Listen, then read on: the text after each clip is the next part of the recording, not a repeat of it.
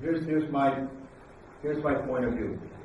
All right, with Oliver's golf swing, if he's looking for more distance. All right, I have two things. I mean, technically, his golf swing looked very good as we ran that through. He's got a great pivot. Pivot meaning his turn, his body turn. First thing that I would point out, so we saw the guy that hits it further than anyone in the world. All right, 2 days ago, in Jamie's swing. Now, we're certainly not telling Oliver that he needs to copy Jamie's swing, but if he's looking for more distance,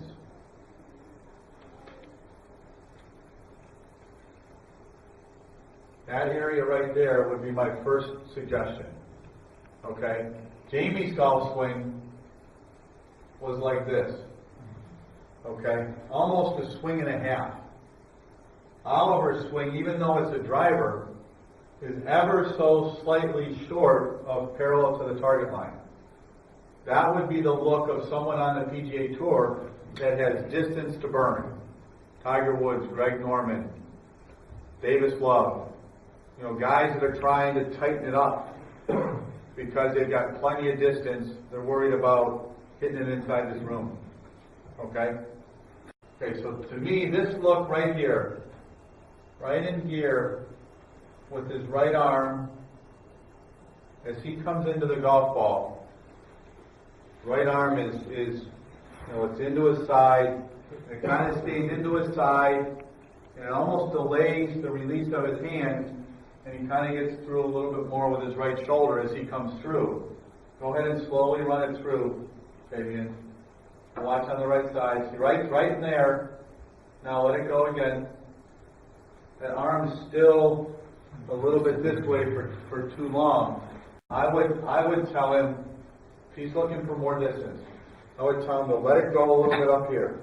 Not let go with his hand, but just loosen up his grip pressure and let this club, it can be wider and just feel like it's dropping down a little.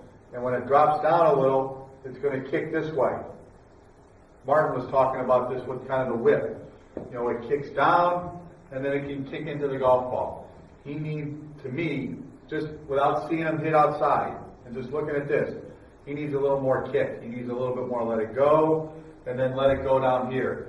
Let it drop down, get the club dropping down, and a little bit more whip through here, this way, and then that way, to pick up a little bit of zip, a little bit of club head speed. Okay. Lag?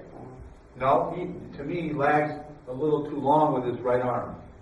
It looks just a little bit too long this way, past the golf ball. It's about one frame this way, and then you see his arm kind of go like this.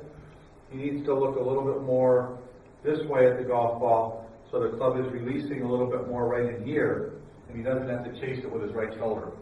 Just looks a little too chased that way, which is okay for direction, but not great for distance. Okay, he's got to get it dropping down a little here. He's got to get it letting go a little bit right in here. Let that club release, let the club swing, so that he doesn't have to chase it with his right shoulder. It's got to be more swish, more of that sound right there. And then stand there and make some swings like that. Make some swings where he tries to get that sound louder. And when I do that, there's no chase with my right shoulder. It's just hands and arms. That's the fastest part of your body. Now your body supports and helps create speed, create leverage. But if your hands and arms aren't fast, you're not going to hit it far. Jamie Sadalowski's hands and arms are ridiculously fast. So, what would you do with the body of Oliver? With his getting smaller in the downswing? I think this is one of the reasons why he must be so compact with his arms. Because if he would straighten both of his arms, he would hit so much ground because the head is about this lower. Going down a little bit? Yeah. Going down and his body's kind of come up. How would you correct that? I think that this little motion where you see at the top, when you see it go just a little bit this way, that's a movement that's getting ready to hit the ground. you know, in a perfect world, if there's just a little bit of motion this way, you know, that would be a movement that would hit the ground. So, you know, that would be a reason, and maybe it was more that way in past history.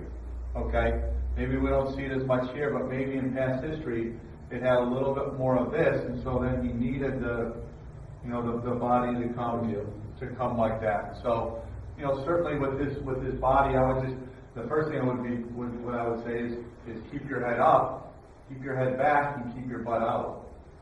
You know, coming into the ball this way, almost like your head is going back here as your butt stays out. You know, there, and then you have room for your arms to extend back into the golf ball. Okay? All right. We should head down, because we're going to have our student down there, correct? Thanks, guys. That was good.